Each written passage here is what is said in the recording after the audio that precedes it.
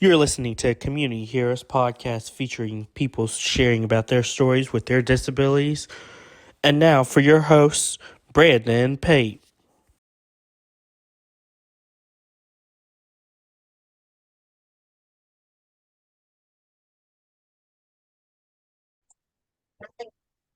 Welcome back to Community Heroes podcast. In today's episode, I have the privilege and honor of interviewing the U.S. Paralympian Alpine skier Spencer Wood. How are you doing today?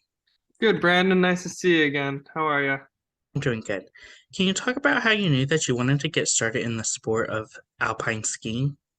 Yeah, I have always been a skier my whole life, and when I was a kid, my disability, I needed to wear something called the DAFO. So it was this boot that flexed my leg forward, so it flex out my Achilles tendon, and it was this plastic mold, and I had that for like 2, 3 years, and that was around the same time I started skiing. It's the same angle of a ski boot. So I always just been skiing because it's borderline therapeutic, but it makes everyone happy. So I've always loved doing it. Can you tell us about how it was like growing up and what is your disability? So I was in utero before I was born. I had a stroke resulting in cerebral palsy. So the left hemisphere of my brain, which controls the right side of my body, has impacted motor control and mobility related issues. A lot of the nerve endings they're not dead, but they're pretty soft. They're not as sharp as they once were. They really have ever been, as the left side per se. Um, so uh, that is my disability, and it shows in my skiing just with how inflexible I am, and it's been something I've had to really work at over the years. What are some of the challenges that you face competing in sports? Um, Trying to beat your previous self. I think that's something that you gotta look at how you've been skiing all season, how you've skied in the past, across all disciplines, and according to whatever type of hill you're racing on, you got to be able to bring it and not show your worst skiing, but you got to show your best skiing. So I think that's probably the biggest thing to overcome while you're on the circuit is Of just course, bringing what you got. how have you let obviously alpine skiing have that input where you can let go and not worry about the challenges you face? Good question. Uh, it's the speed factor for me. It's you're not thinking about anything else when you're skiing. It's just thinking about that next turn, whatever it is, pow turn, ice in the gates. It's completely all focus. And the more that you put into it, the more you're gonna get out of it. And the more like I can ski a green trail and somebody who's going straight down the hill probably get done faster than me, but I can get to the bottom and have a pumped up heart rate because I was working so hard the whole way to get down because that's the beautiful thing about skiing is you can just make it your own. Of course, what is that feeling like going down the slopes? Uh um my I heard my mom say this the other day. She was telling a friend, they're like, "Yeah, so how fast does your son go?" And she's like, "Yeah, you know when you're on the interstate going 70 miles an hour in the car, just imagine my son passing you because we go faster than that." So, it's something that has just taken years and years of getting comfortable with, and now that I've been skiing for competitively skiing for 20 years, I all I want to do is full gas. There's no reason to put on the brakes anymore. Of course, what is it like being represented by the National Sports Center for Disabilities? So the National Sports Center for the Disabled is based out of Winter Park and in Denver. They were a really good avenue for me when I was in Colorado going to CU Boulder. Eric Peterson is the winter director of winter sports, another Vermonter, super nice guy. Has really helped me just steer me in the right ways, and and they give a lot of athletes a great platform because there's only currently two competition programs for Paralympic alpine skiing in the United States. That's in Winter Park and then in Park City with the National Ability Center. I'm trying really hard to get my local adaptive chapter up to that speed to maybe we could host a race one day. And I would love Vermont Adaptive. I believe we can do that. They have the mindset and the vision, so maybe something to look forward to in the future. What is that process like for you to get where your club can adapt that? Um,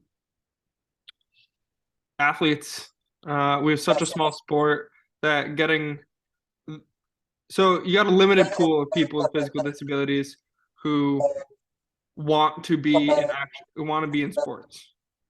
Um, and so a lot of people just think swimming so therapeutic, and it is. Um, but convincing somebody that, yeah, you should get in this uncomfortable ski boot or mono ski in the freezing cold, it doesn't seem. But on the flip side, when you have um, honed in your craft a little more, the benefit is unbelievable. And the places you go, places you get to see that I'll never see again, which I've been able to go through with this team, has been, I think it's something that once when we give this small group of people a look into what their life could be like traveling with the U.S. team, I think we could have a different scenario. But as of right now, awareness is pretty low in the United States for Paralympic alpine skiing. So hopefully we can change that around. How was that feeling like for you getting able to join the Paralympic team for Team USA? Yeah, it's a dream come true. Representing my country is something that was never a main focus of mine, but always something I happily do. The more and more, like as the days go on, the more proud I am of myself and the work I put in the past and where I learned in the past and putting in the work now. So I think it's just a culmination of just putting yourself on your back and just going forward and not thinking about anything else, and that by yourself is what it means to represent the United States of America. It's just plugging away a day at a time and not trying to think about anybody else, but knowing that you can be the best you can be. How's it been like obviously getting to represent the disability community, not in just one Paralympics, but two Paralympics, going to Pyeongchang and Beijing? Yeah, so Pyeongchang was uh I wasn't as into the uh disability community at that point. And then in the game in the quad 4 years leading up to those last games, way more so. I felt like I took a disabilities and society class in college where I learned a lot about ADA compliance. That was super helpful. So I thought I knew disabled people, and I didn't. So that was really cool. Been able to see that people with disabilities can still be bastards and be really dark, and that's okay. They're people too. And you got to treat them like that. You can't treat them with a silver spoon in their mouth. Uh, but overall, it's a super welcoming community. I get the term a lot because I am not as disabled as some of my other teammates. I get the term pinned on me called mother faker because it's to play on words because I don't know. I think it's kind of funny because it leaves me just wanting to work a little extra hard, and because I'm not the best, but I sure want to be. So What was that feeling like getting to live out your dreams and make the Paralympics for two times? uh yeah, it leaves you hungry for three. That first time right afterwards, I was like, yeah, Paralympian. Okay. And after two time, you're like, three time sounds way better than two time. Like, if I want to be six time now, like I can do this. And it's a matter of being able to control your body control, your mindset, your discipline. Yeah. How's that like obviously getting to represent the disability community and not just on the Paralympic side and the Alpine side, but disability community in general? Working with Vermont Adaptive in the past probably year or so, more and more, I have found how much more rewarding it is just to be there. And wow, you're a Paralympian? Oh my gosh, that's amazing. It's I think it's a two-way street because I want to learn so much about I went to an event with Vermont Adaptive where they got um 6 recreational mono skis from Move United Disability Sports USA. And these recreational mono skis are the rec side. Imagine a rental bicycle and then a racing bicycle. We have the racing versions, obviously. So for me to like look at a brand new rec mono ski and see how it's being used and the functions of it, it was really fascinating. It's something that I I wish I got more time of. So I'm excited to keep working with them in the future. Was it like obviously giving back to the disability community and helping them? Hmm. Yeah, it's in my nature, to be honest. My father, my grandfather, my uncles, they love being able to give people the shirts off their back, and the most important thing is giving people your time and just listening and seeing what they really need and trying to help them in the best way possible. I feel like I've been able to carry that legacy that my family has showed me throughout my whole life. What does it mean for you to have a platform to give back to the disability community and bring awareness to different disabilities? We're here for fun. Honestly, we're all just having good laughs at it. Nobody's here to poke. We're here to poke fun, but poke fun at ourselves most importantly. And it's got all got to be lighthearted, and we're not trying to be mean to anybody. It's just it's an easy way to bring awareness if people know that disabled people are making fun of themselves, because then it's like, oh wow, okay, that is actually really funny. I'm glad you brought that up. So I think it's something that people, able-bodied people, need to get over their stigmatism, and that everyone is just having a good old time, and you don't need to treat us like we have that silver spoon in our mouth. How is your feeling like obviously getting to meet your fans and having them get to recognize you and hear your story?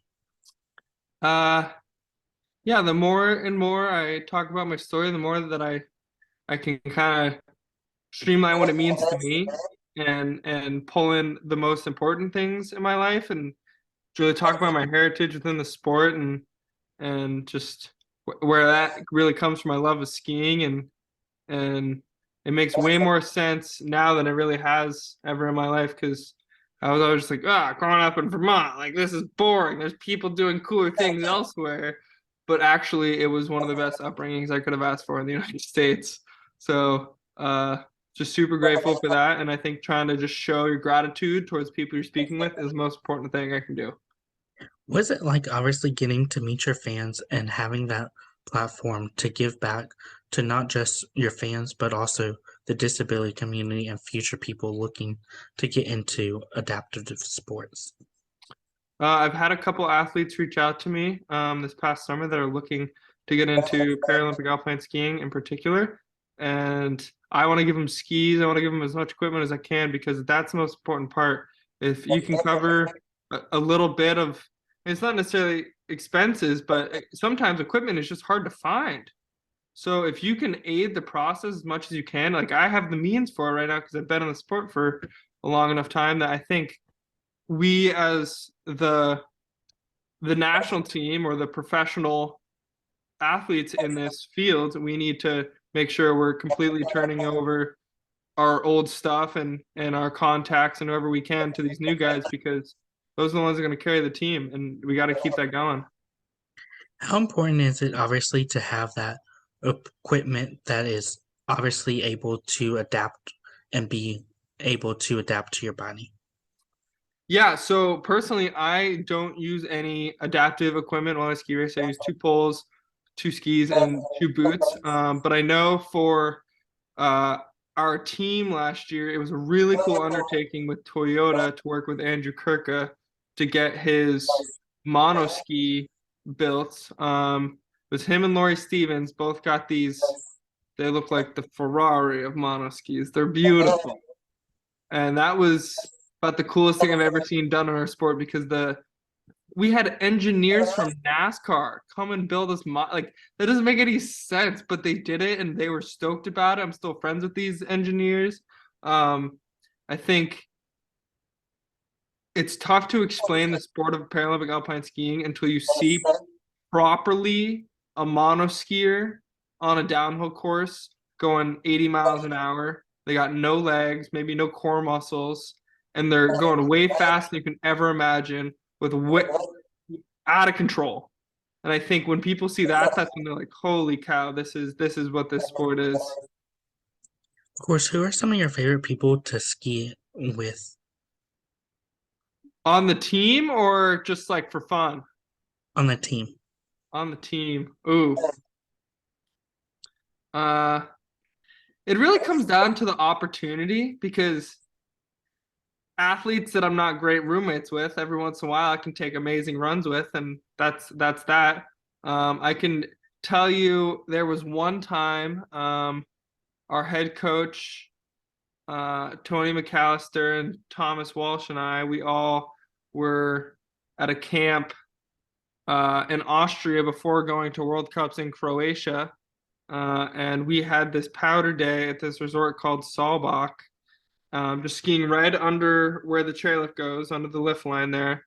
And there was probably 4 or 5 feet of fresh powder snow that was just untouched. Us like ours for the taking. Thank you very much. It was a pretty spectacular day that it's hard to recreate those kinds of times and equate it, but like when you have over the top powder, that's probably as good as it gets. What advice would you give those people that are looking to get into the sport of alpine skiing? Prepare to be cold, have plenty of base layers, and really adjust your training regimen to fit what our sport requires because you can't just do stationary workouts. You have to be so dynamic with how you're thinking about working out because our sport we're undergoing so many G forces, so much balance, incredible coordination.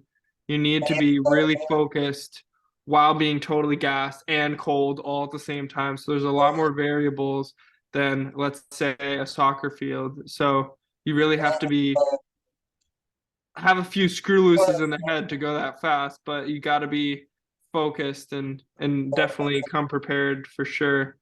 But prepare to have fun, to be honest. Once again, like it it is a very rewarding sport that anybody with any disability can get in a mono ski and ski down the hill. What It's mhm. the best. What advice would you give those people that are looking to get into playing sports with disabilities, whether it's alpine skiing, wheelchair basketball, or just sports in general? Uh,